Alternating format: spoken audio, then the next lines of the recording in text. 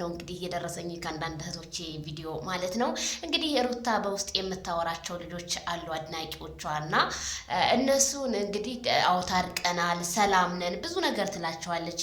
ያንን ነገር አለቻችሁ ማለት ሩታ አስረግጬ ልንገራችሁ፣ ትናንት እንደዛ የኔ ማር የኔ ወርቅ ብላችሁ ዛሬ ደግሞ በአደባባይ ወጣችሁ መሳደቡ ምን አስፈለገ? ዝምታ ወርቅ እኮ ነው። ሩታ ደውሉልኝ አላለች፣ አላስቸገረቻችሁ። እናንተ ራሳችሁ ፈዳችሁ ደውላችሁ ዛሬ ያዙ ይልቀቁ ትላላችሁ። እና አንድ ዩቲዩበር የሆነ ነገር ሰርቶ እና እውነት ነው አይላችሁም። እውነት ነው ማንም ሰው እውነት ትክክለኛ ዩቲዩበር በቃ እውነት ነው ብሎ አይናገርም። ድራማ ነው አይልም። የፈለገውን ነው ማስተላለፍ። እሺ ለእናንተ በውስጥ አወራ ማለት እኮ ሶሻል ሚዲያ ላይ እንዳወራ ይቁጠረው። እናንተ እኮ የሆነ ነገር ቢነገራችሁ እኮ አደባባይ ነው የምታወጡት። ስለዚህ የሩታ አድናቂዎች ዛሬ እንደዚህ ያዙ ይልቀቁኝ የምትሉት ምን ይፈጠር ብላችሁ ነው? እነ ትክክል አንዳንዶቹ ማለት ነው። እና በጣም ገራሚ ነው።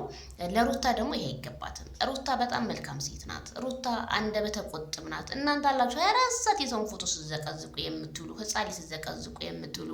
አብርሃምና ሩታ ደግሞ እንደው መቼም አይለያዩ። መቼም እኔ እውነት መቼም የሚለያዩ ልጆች አይደሉም። ግን መልእክቱ ይድረስ፣ ተጠንቀቁ ዩቲዩበሮች፣ ለቡታጅራ ዩቲዩበሮች ሰውን አትመኑ። በውስጥ ለሚደውሉላችሁ ይሄ ቪዲዮ ይድረሳችሁ።